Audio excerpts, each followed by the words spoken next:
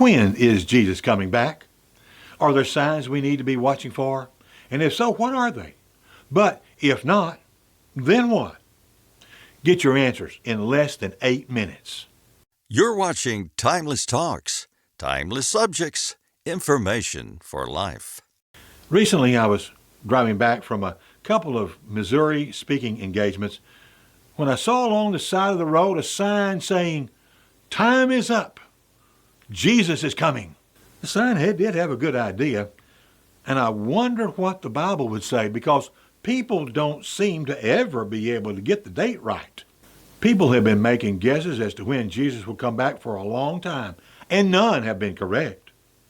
William Miller said Jesus would arrive on October the 22nd of 1844. Well, it didn't happen.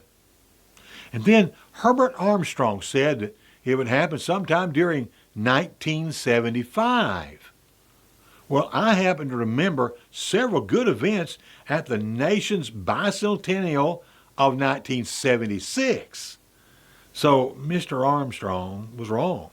And then, more recently, there was Harold Camping, known as the Rapture Prophet.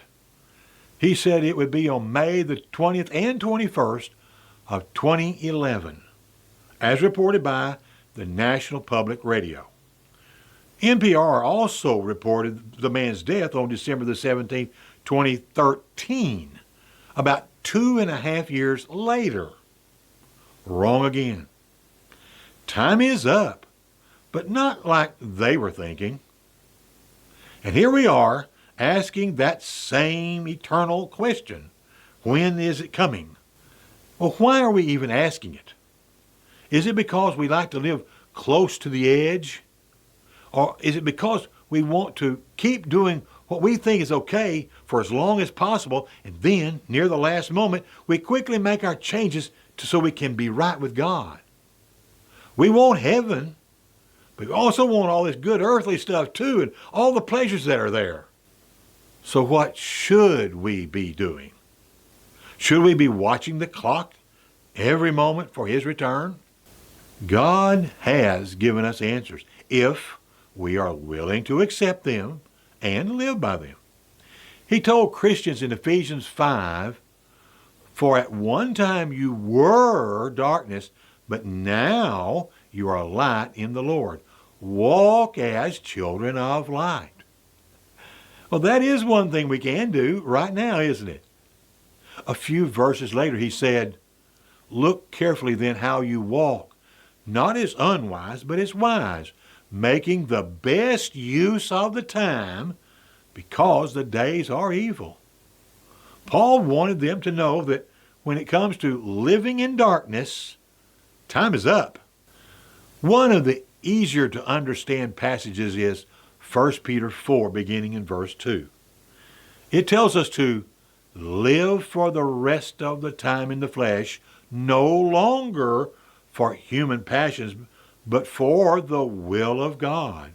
For the time that is past suffices for doing what the Gentiles want to do, living in sensuality, passions, drunkenness, orgies, drinking parties, and lawless idolatry. Anyone who wishes to be a Christian certainly knows to stop the sins as listed in several locations in the New Testament. Peter was simply reminding them that they had spent enough time already doing those self-destructive, harmful ways. Time is up for living sinful passions. Jesus told us who does know when the great trumpet will sound and our time is up, speaking about when every life will be changed.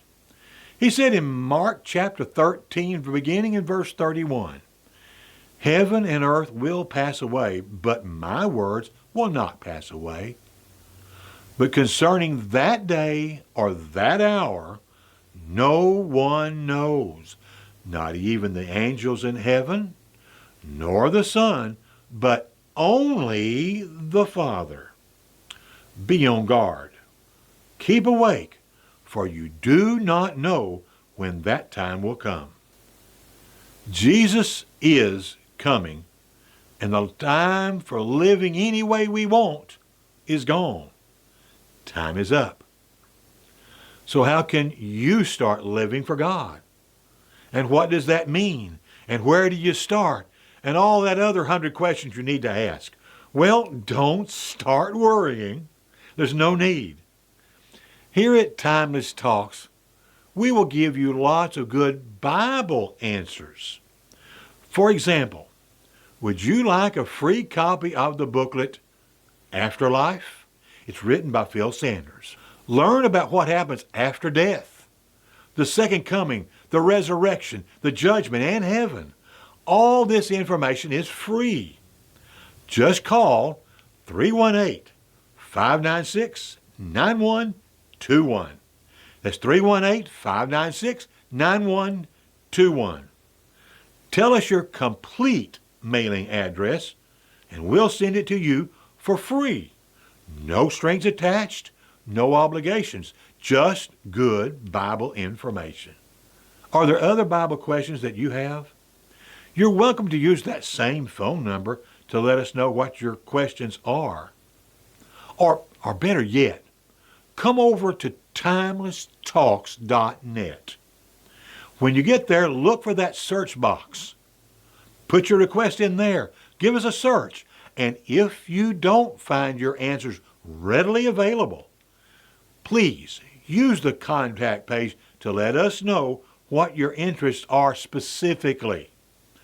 Again, we'll gather up that information from the Bible and solid sources, and we'll get it to you as quickly as possible.